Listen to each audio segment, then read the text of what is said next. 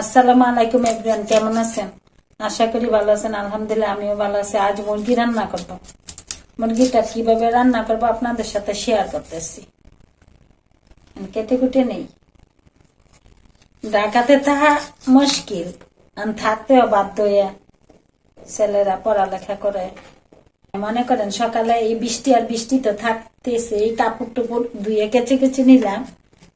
Gas নাই, অনেক কষ্টে রুটি বাজলাম, খাওয়া দাওয়া করলাম। এখন রান্নাটা মনে হয় না গ্যাসে করতে পারবো, কারেন্টের চুলাই রান্না করে নিব। এই গরমের মধ্যে গ্যাস থাকে না।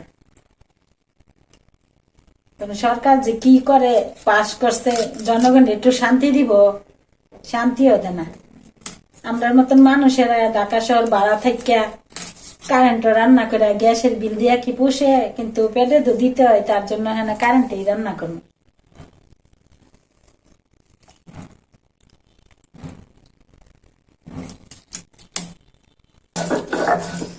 আমার কাছে ভালো লাগে তরতাজা আদাটা বাইচা মাংস মাছের মধ্যে দিলে স্বাদ লাগে, তার জন্য আদা আমি আগে বাড়ি না, রান্নার আগে আগে বাইটটা নেই।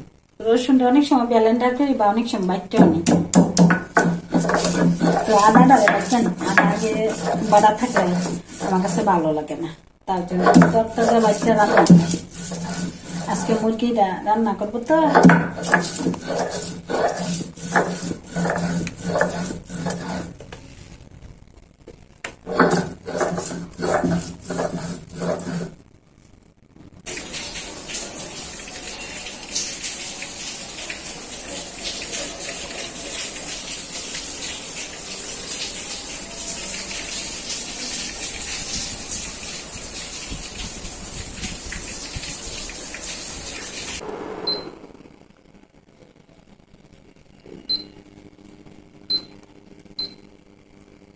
বোনেরা গ্যাস নেই, এখন রান্না করব ইয়ার মধ্যে কারেন্টের চুলাই। আমাদের মতো মধ্যবিত্ত লোকেরা এই কারেন্টে রান্না করে খাওয়াটা যে কি একটা কষ্ট, তো খেতে তো হবে, তার জন্য কারেন্টের চুলাই বসিয়ে দিচ্ছি। পেঁয়াজটা ভাজা হোক, আজকে মা খাইয়া রান্না করবো মুরগির মাংস। জিনিসপত্রের যেই দাম এখন, এইভাবে যদি মনে করেন কারেন্টের চুলাই রান্না করি, গ্যাসেরও বিল দিই, তা কি হয়? এখানে এলাচি দারচিনি গুলো দিয়ে দিচ্ছি।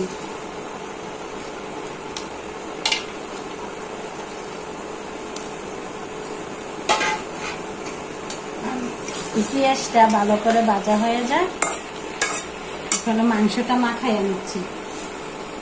এখন দিয়ে দিচ্ছি স্বাদ মতো লবণ। মুরগিটা গরুর মাংস মতো মাখাইয়া রান্না করব। দিয়ে দিচ্ছি পরিমাণ মতো আদা বাটা, দিয়ে দিচ্ছি পরিমাণ মতো রসুন বাটা,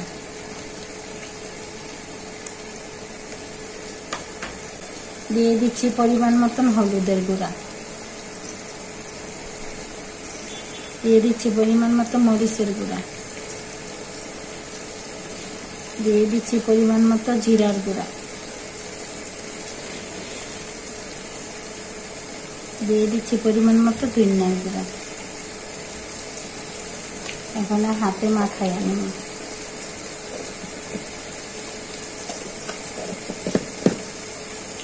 এখন পেস্ট একটু নেড়ে চেড়ে নিই, ভালো করে পেস্টটা হয়ে যায়। এখানে আবার মাংসটা মাখিয়ে নিচ্ছি, দিয়ে দিচ্ছি সাথে অল্প একটু তেল।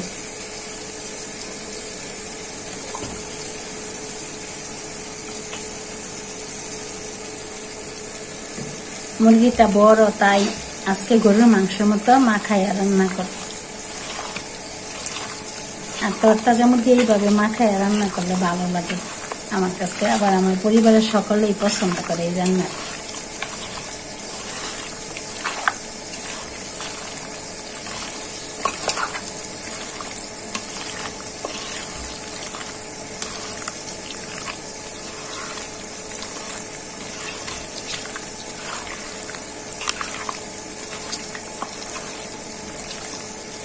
এখন মাখানোটা হয়ে গেছে, মুরগিটা দিয়ে দিচ্ছি। কষিয়ে রান্না করবো তো, পেঁয়াজটা আদা ভাজা হয়েছে আর মাংসের সাথে আরো কষানো হবে, পেঁয়াজটা একবারে সিদ্ধ হয়ে যাবে।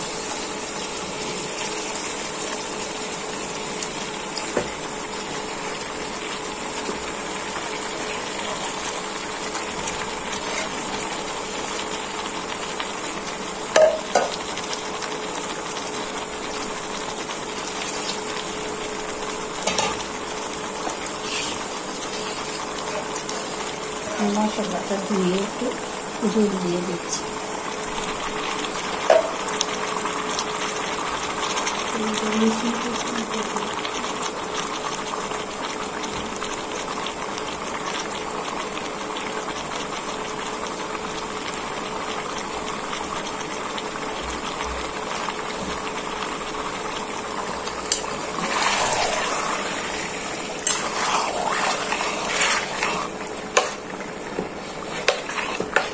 মুরগিটা ভালো করে কষানো হয়ে যাক, আর কষানো হওয়ার জন্য একটু ডেকে দিচ্ছি। বোনেরা দেখি মুরগিটা কিরকম হয়েছে। তেলটা উঠে গেছে, এখন আলুগুলো দিয়ে দিচ্ছি। আলু দিয়ে আজকে রান্না করি। মাংসটা তো প্রায় কষানো হয়ে গেছে, তেলটা এসে গেছে, তার জন্য আলুগুলো দিয়ে দিচ্ছি। মুরগির মাংস তো না হলে আলুটা সিদ্ধ হইবে না, তার জন্য আলুটা দিয়ে একটু ভালো করে সিদ্ধ করে নিচ্ছি, পরে ঝুল দিব।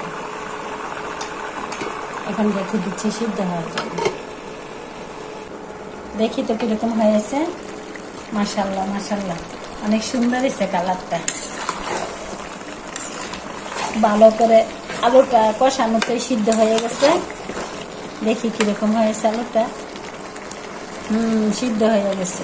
বোনেরা, আপনারা যারা যারা আমার খিচুড়ি ভিডিওগুলো দেখেন, ৬,০০০ ভিউজ হয়েছে, আর অন্যান্য ভিডিওগুলো দেখবেন। বোন কষ্ট করে রান্না করি আপনাদের জন্য, আশা করে যে আপনি একটু দেখবেন, সাবস্ক্রাইবার করবেন, একটু ভালো ভিউজ আসবে। আর আপনাদের একটা ভিউজ বা সাবস্ক্রাইবারের জন্য একজন মানুষের জীবন উন্নত হতে পারে। তো বোনেরা, আপনাদের প্রতি আমি কৃতজ্ঞ, ভাই ও বোনেরা। তো ভালোভাবে দেখবেন। তখন তরকারিটা প্রায় হয়ে গেছে, হালকা একটু ঝুল দিয়ে দিচ্ছি, একটু ঢেকে দিচ্ছি ভালো করে ঝুলটা সিদ্ধ হওয়ার জন্য। দেখি তো বোনেরা কিরকম হয়েছে। হ্যাঁ, তরকারিটা প্রায় হয়ে গেছে।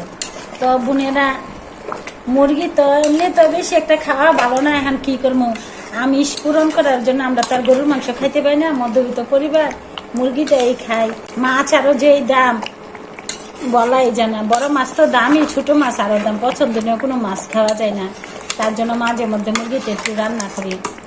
আর মুরগি খেলে তো হবে না, সাথে শাক সবজি সবকিছুই খেতে হয় পুষ্টিগুণের জন্য। পোলট্রি মুরগি বেশি খাওয়া ভালো না, তারপর ইচ্ছে করে খাওয়ার জন্য ছেলে মেয়েরাও পছন্দ করে, বাচ্চারা, তার জন্য রান্না করি। কিন্তু গরুর মাংস খাওয়া দেখলে অসম্ভব। 800 টাকা 1 কেজি গরুর মাংস। গ্রানটা অনেক ভালো লাগতেছে, দেখি টেস্ট করে। মাশাআল্লাহ, সেই স্বাদ হয়েছে, গরুর মাংসের তো কম না। তো বোনেরা, ভালো থাকবেন, সুস্থ থাকবেন, আমার ভিডিওগুলো বেশি বেশি দেখবেন, লাইক কমেন্ট করে আমার পাশে থাকবেন। সাবস্ক্রাইব যদি করে না থাকেন, সাবস্ক্রাইব করে দিবেন। আল্লাহ হাফেজ।